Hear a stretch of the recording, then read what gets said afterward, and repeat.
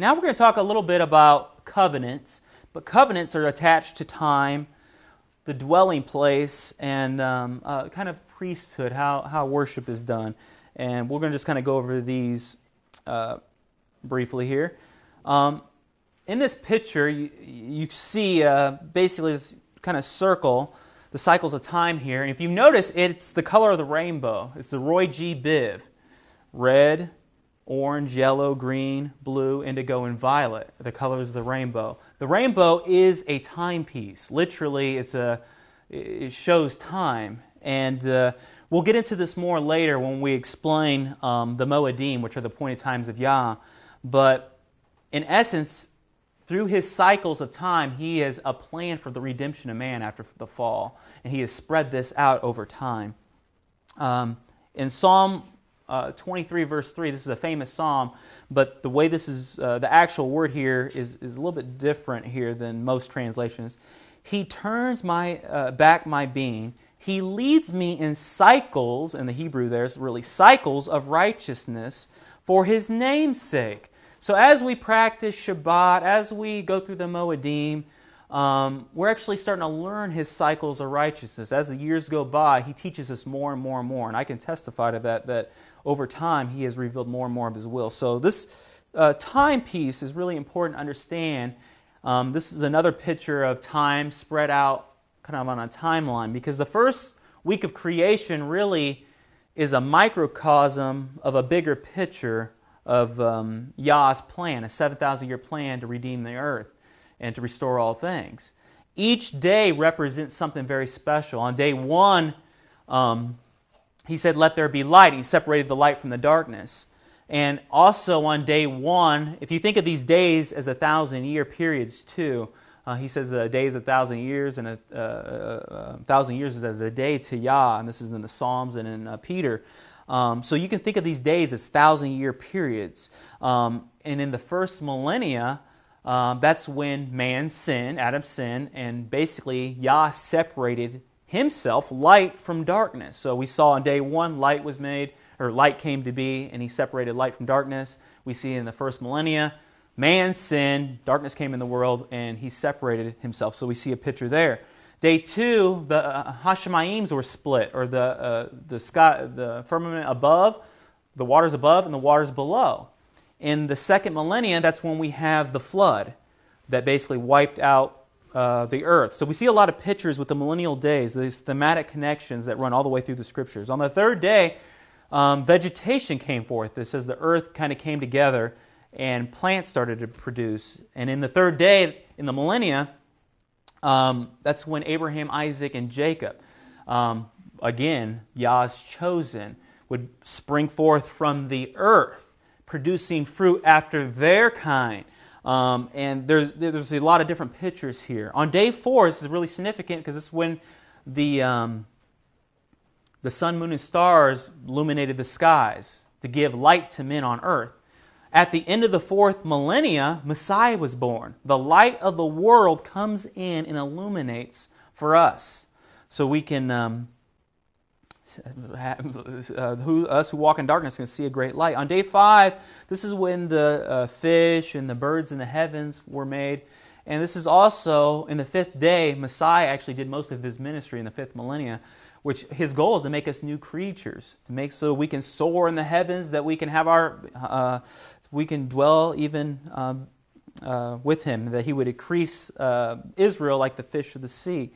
In the 6th day, man was created and gave dominion over all living things. And hopefully at the conclusion of the 6th millennium, man will finally fulfill his destiny and become the renewed man. A remnant will become the renewed man, Israel, an overcomer, and enter into the rest, which is the Sabbath. The 7th day, Yah rested from all His labors. And the Scripture says that Yahushua Messiah is the master of the Sabbath. In the 7th millennia, we will rest with Him for 1,000 years. So there's a lot of interesting verses, and I just wanted to pick out one. Is in Hosea, and it's actually referring to a group of people. You could see this as Messiah, but if you actually go back to the book of Hosea and see the context here, there's a little bit more going on. Come, let us turn back to Yahuwah, for He has torn, but He does heal us. He is stricken, but he does bind us up. After 2 days he shall revive us. On the 3rd day he shall rise us up, so that we live before him. So let us know, and let us pursue to know Yahuwah. For his going forth is as certain as the morning, and he comes like the rain, like the latter rain, watering the earth. And I don't have time to go into all the little details of this, but there's a lot of interesting things in time, and we'll get to that eventually, where we'll break down the Moedim and maybe look at some of the mysteries. But for right now, we're just going to keep moving along. The covenants. Yah is a covenant-keeping Elohim. It's through covenants that his plan of redemption. So we see that time cycle, that 7,000-year plan, spanned out through that time. He has laid out covenants that basically reveal the plan of how he was going to restore man. And there was a covenant he made basically with Adam to rule, and we'll talk about these here in a second, with Noah, with Abraham, with Moses, with David. Messiah renewed the covenant, and there's even a covenant to peace to come. And I'm going to just briefly read a few scriptures on each one of these. We'll try to move through these quickly because I want to get to kind of the meat of this message. But again, this is the foundation, and it's absolutely essential that you understand these things before we get to more deeper things. It is written, and Elohim said, "Let us make man in our image, according to our likeness, and let them rule over the fish of the sea, and over the birds of the heavens, and over the livestock, and over all the earth, and over all the creeping creatures that creep on the earth." Genesis 1:26.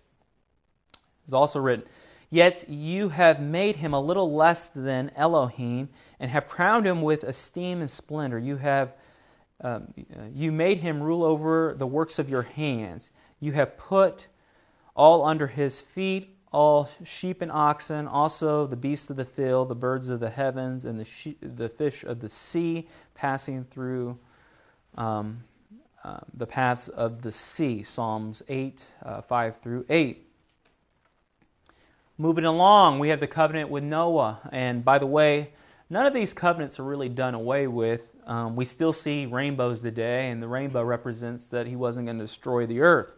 So we're going to read, and I'm actually modifying these. These are kind of a lot larger. If you actually go back to the scripture, there's a little bit more here. I'm just kind of giving you the short version of it here, but just to get a little background.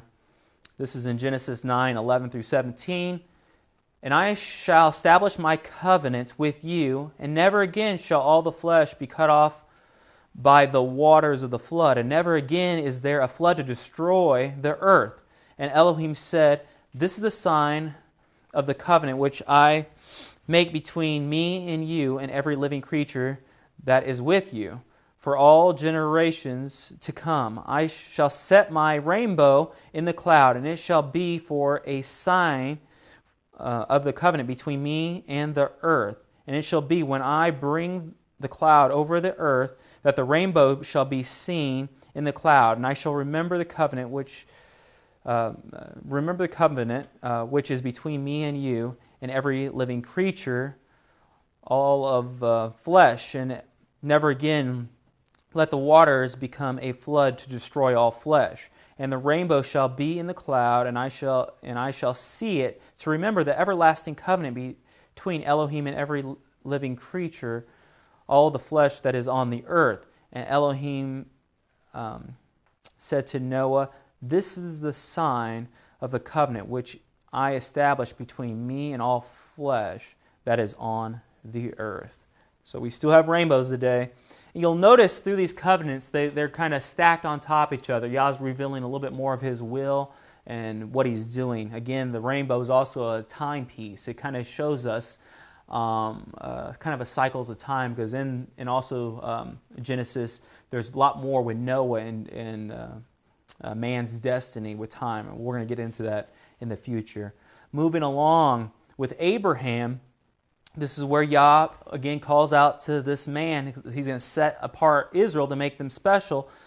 It is written in Genesis 12:2-3, And I shall make you a great nation, and bless you, and make your name great, and you shall be a blessing, and I shall bless those who bless you, and curse those who curse you.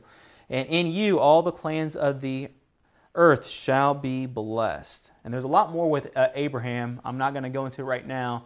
There was even more renewing of this covenant as you go through the different chapters, in chapters 13 and 15 and 17 and 22, all the way through. He actually is adding more things. He even changes Abram's name to Abraham later on in chapter 17. So there's a lot more here.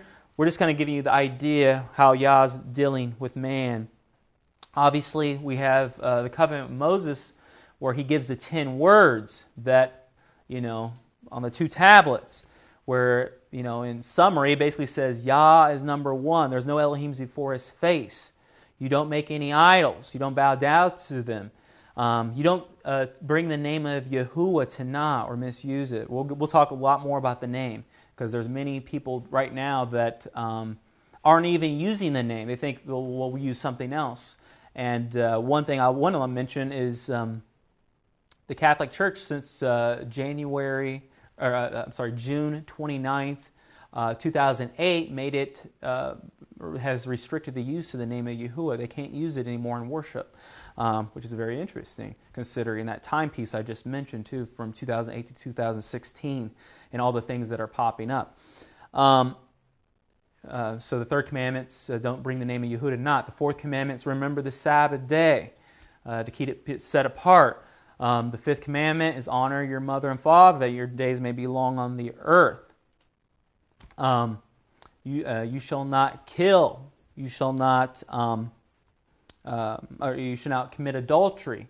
You shall not bear false witness. You shall not covenant. Those are the rest of the commandments, and they're all the other words. But I want to point out something here in Exodus 19:5 through 6.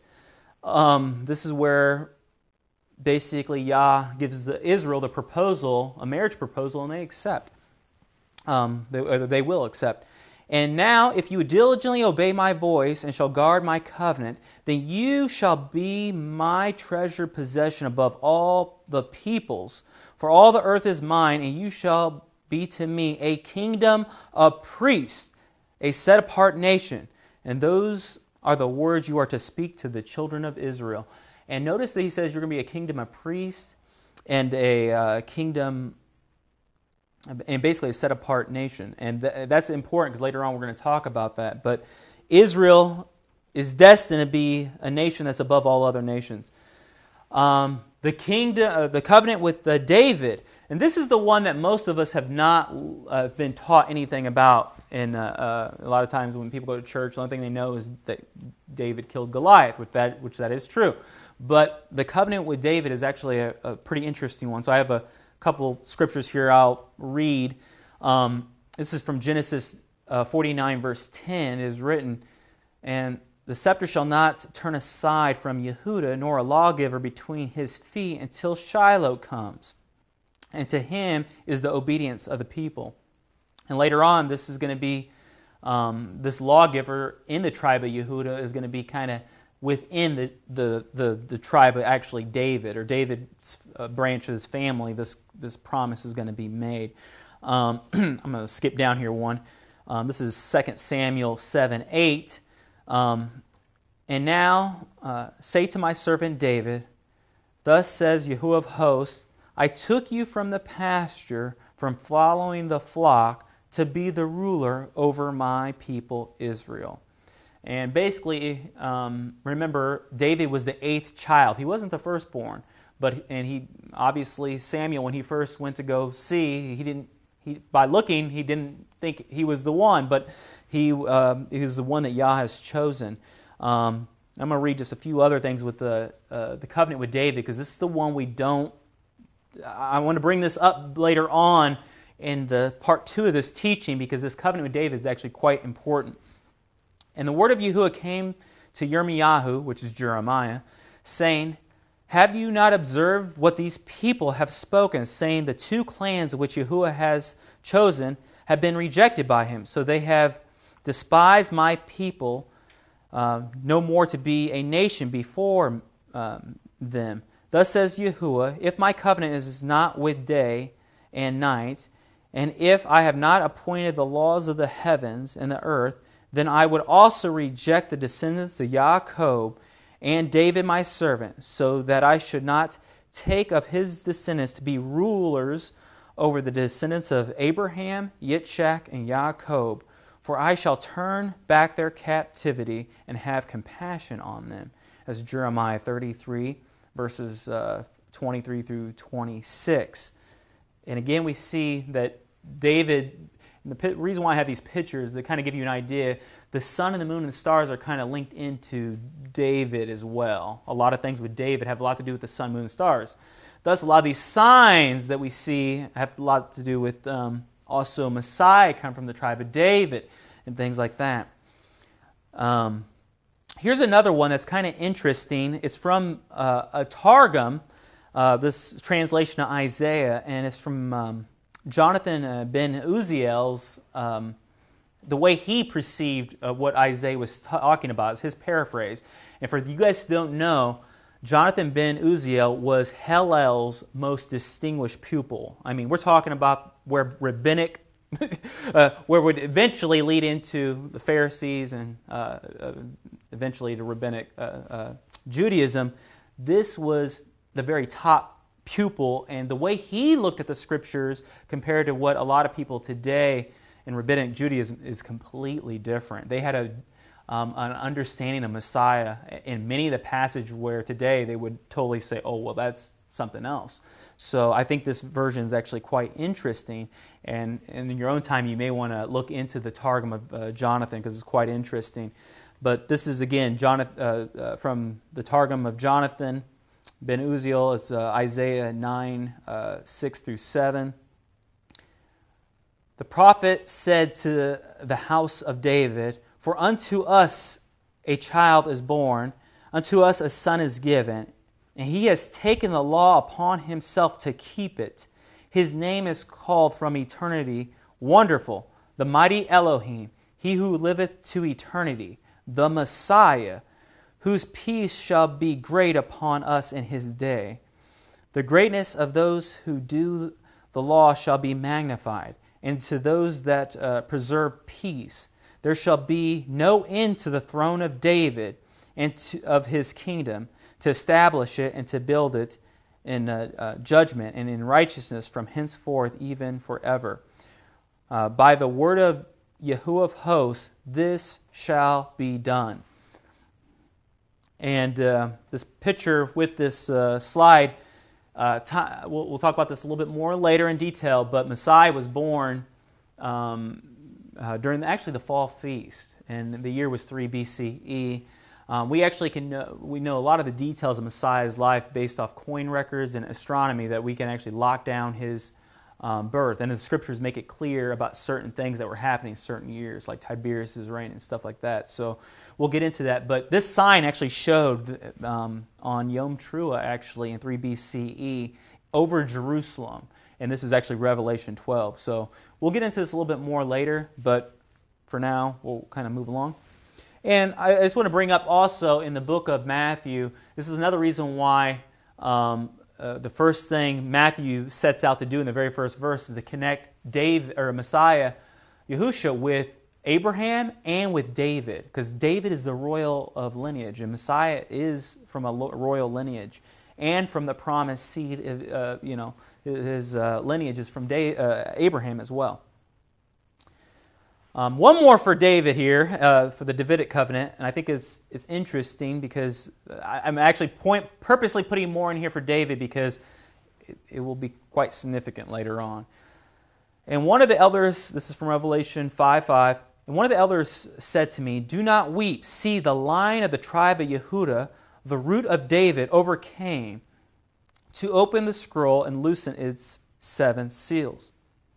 The word overcomer is actually really interesting in Scripture, and it's tied into the word Israel. Israel means to overcome or to rule with Elohim, to literally rule on the earth.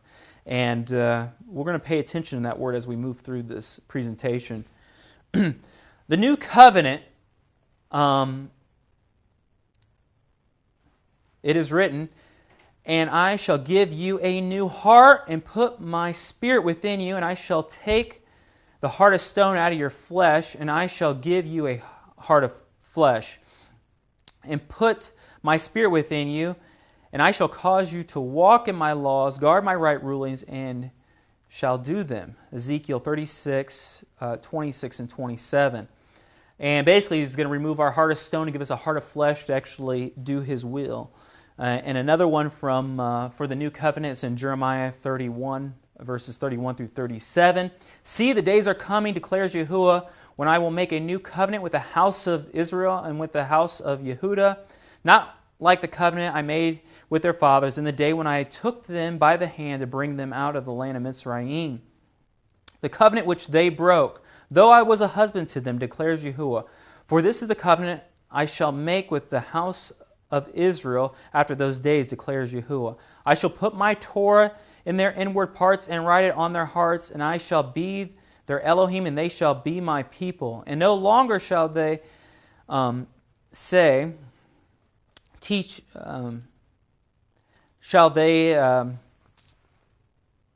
each one his neighbor and each one his brother, saying, Know Yahuwah, for they shall all know me, from the least of them to the greatest of them, declares Yahuwah. For I shall forgive their crookedness and remember their sins no more. Thus said Yahuwah, who gives the sun for light by day, and the laws of the moon and the stars for light by night, who stirs the seas and its waves roar. Yahuwah of hosts is his name. If these laws vanish from before me, declares Yahuwah, then the seed of Israel shall also cease from being a nation before me forever. Thus says Yahuwah, if the heavens above can be measured, and the foundations of the earth searched out beneath, I would also cast off the seed of Israel for all they have done, declares Yahuwah. And basically, he's promising that if you can, as long as if we can't count the stars of the heavens, or be able to do these things, then the Israel would remain. And to this day, we still don't know what's all out there. And it's interesting. Again, it connects it to the stars, the heavenly hosts. The covenant of peace will be some people actually received it early, but ultimately in the kingdom, it's mentioned in Ezekiel 37, verses 26 through 28. And I shall make a covenant of peace with them, an everlasting covenant with them. And I shall place them and increase them, and shall place my set-apart place in their midst forever. And my dwelling place shall be over them, and I shall be their Elohim, and they shall be my people. And the Gentiles shall know that I, Yahuwah, am setting Israel apart when my set apart place is in their midst forever. So those were the covenants. I went through them pretty quickly, but you're going to have to go back and look at those scriptures yourself and look for other ones too. But again, Yah has laid them out over time, and the covenants kind of go along with the dwelling places as well. I'm not going to spend time like I did with the covenants here, but we will get to it here in a little bit about this whole idea of the renewed temple. What happened throughout time? The whole dwelling places were meant to be a place where Yah's name would dwell. We have altars, we have temples or tents. We have the first temple and the second temple, and now we have this renewed covenant. And we're going to talk about this a little bit more because obviously the first temple, well actually even when the children of Israel, the 10 spies went out, the day that event happened and they came back in unbelief was the same day the first temple and the second temple was destroyed. All three of those events happened on the same exact day in history. And all three events have to do with unbelief. People that were not believing in Yah, and he basically judged them. And so this renewed temple is something a little bit, actually, it's ancient, but we're going to get into it, and it's directly connected to where Yah dwells with man, because he wanted to come back in and restore things after the fall. And this leads into the priesthood, or those who are in communion with Yah, and this topic of the Melchizedek priesthood is quite large. We're not going to we're going to just kind of sum it up today here a little bit, but Melchizedek's mentioned 3 times directly in Scripture, in Genesis 14, in Psalm 110, and throughout the book of Hebrews. Actually, in the book of Hebrews, it's mentioned 9 times, so those are the 3 places. But indirectly, kings and priests is mentioned throughout the Scripture. So what is the Melchizedek priesthood, and how does this play in? We're going to be trying to answer this question as we go through today's message a little bit. But I want to read the verse from Psalm 110, verse 4. Yahuwah has sworn and does not relent. You are a priest forever, according to the order of Melchizedek. And that's a compound word, which means basically the king of righteousness. And basically, we have an eternal priesthood called the Melchizedek priesthood that's in the heavenlies. The Yahushua Messiah has been ruling and reigning, and throughout Scripture we see that there is these Melchizedek priests that were on the earth kind of ruling and reigning all the way up to the time of through Jacob. Then we see a kind of dispersion take place, and through Messiah coming in, this explains a lot about how Messiah is our high priest, but he's after the order of Melchizedek. He's not a Levitical priest. So the things that I'm saying have a lot to do about heaven coming down to earth, or the government of heaven coming down to earth. And that's why when Messiah was teaching his disciples how to pray, he said, "This then is the way you should pray. Our Father who is in heaven, let your name be set apart, and let your reign come, and let your desire be done on earth as it is in heaven." In Genesis 5, we're going to look at a little bit of genealogy. We're not going to spend too much time here. We have the first 10 listed of the righteous line going through. If you actually study this out with the unrighteous line, it makes a very interesting saying when you study the meanings of the names. But here we have the righteous line and the meanings of their names, and you'll notice that it makes a very interesting statement, quite prophetic, when you take the meanings of their names. This is what we get. Man appointed mortal sorrow, the blessed Elohim shall come down. Teaching his death shall bring the despairing rest or comfort.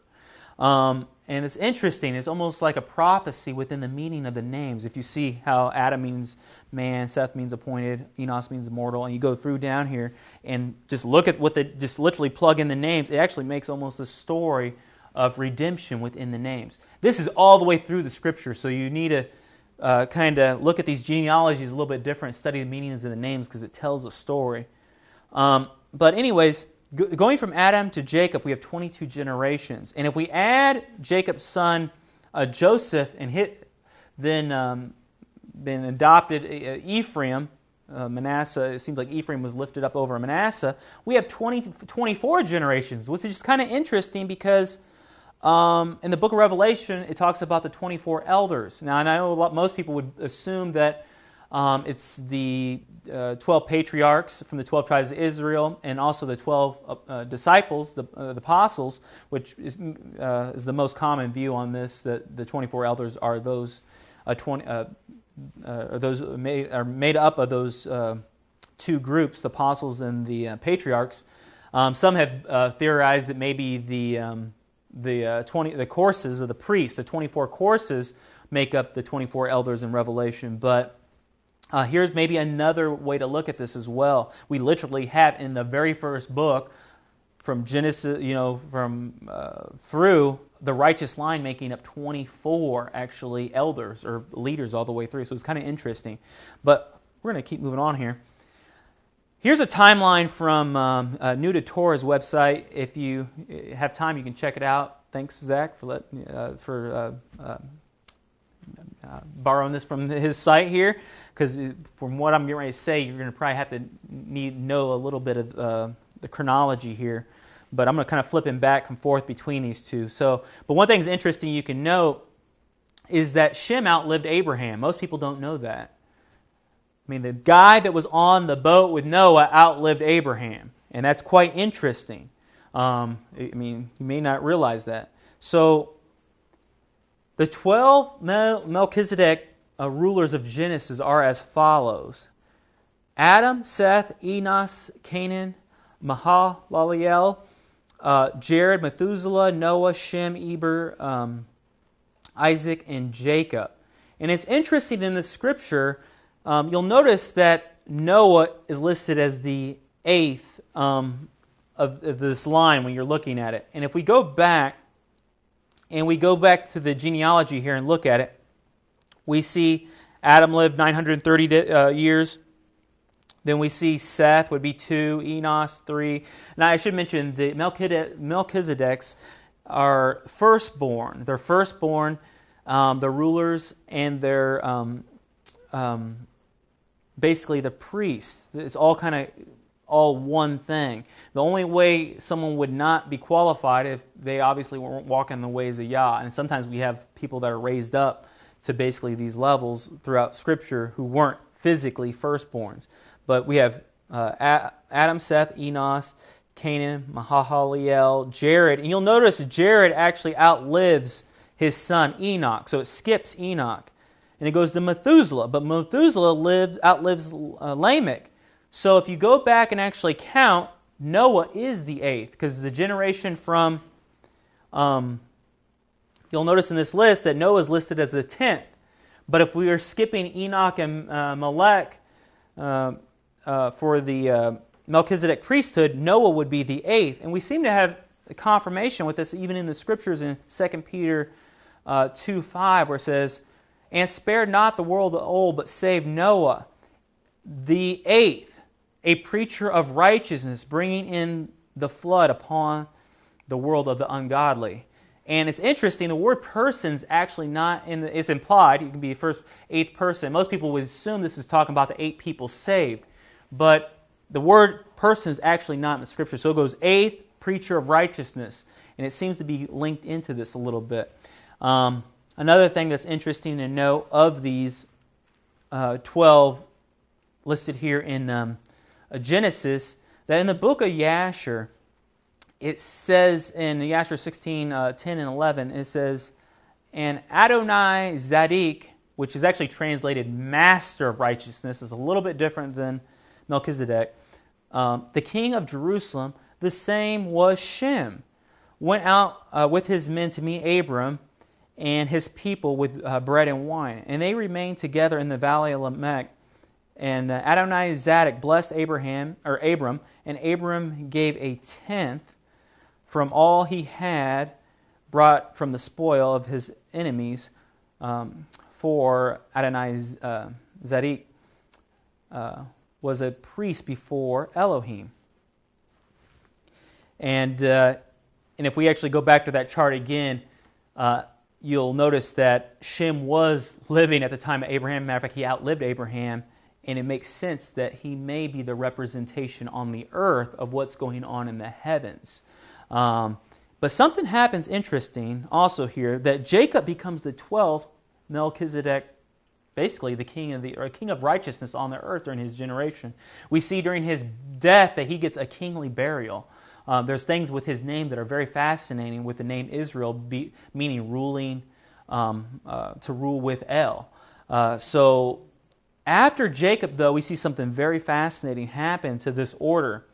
And what happens is it gets divided up almost into 3 parts. The firstborn goes to Joseph. The kingly line goes to Yehuda. And eventually, over time, the priesthood on earth goes to Levi because of the sin of the golden calf. But later on, through Messiah's work, what he does is, once again, through these covenants and through these different dwelling places, as he sets up this renewed temple, he's also has a new he's coming in the order of Melchizedek, the ancient priesthood, to actually put these things back together, to basically consolidate these things under him. In Hebrews chapter 1, it says that he has inherited all things, that he has become basically, the heir of all. He's the first. He's and he's received a name that's above all others. He's inherited this name because of what he has done. And at the end of the book of Hebrews, it also speaks that we become a congregation of firstborn. So he actually is now restoring us to this position of firstborns, and this will make a little bit more sense when we understand what happened to Ephraim. When Ephraim, through Joseph, Ephraim becomes the firstborn, and they're scattered in the lands. And when they basically through Messiah's death, he's redeeming the firstborn. He's actually bringing the firstborn and reconciling that. So he's doing many things through his death. We're going to kind of get into this a little bit. So this Melchizedek priesthood is very fascinating. There's a lot more with it. I will make one more mention. In the Dead Sea Scrolls, there's an interesting book, or an interesting scroll that was found, Q1213. It's called The Coming of Melchizedek. You can find this in this book right here, or look up the Dead Sea Scrolls. You can actually go online and you can find the digital library of the actual scrolls. You can actually this picture is from that, where you can look at the actual scrolls itself. They're all digitalized and different. You can flip them around. You can do all sorts of things. You zoom in on them. You can look and see actually what it says. But I'm just quoting one little part of here about the Melchizedek, and once again, who they thought this was. It's quite interesting. This is actually older. This is pre-Messiah dating here, so you got to remember this is pretty old. Zion is the congregation of all the sons of righteousness who uphold the covenant and turn away from walking in the way of the people. Your divine being is Melchizedek, who will deliver them from the power of Belial, or the enemy. So there's many more things that are interesting with this, with chronology, that are very fascinating. So if you have time, you may want to go look at this coming of Melchizedek in the Dead Sea Scrolls. Very old and very interesting.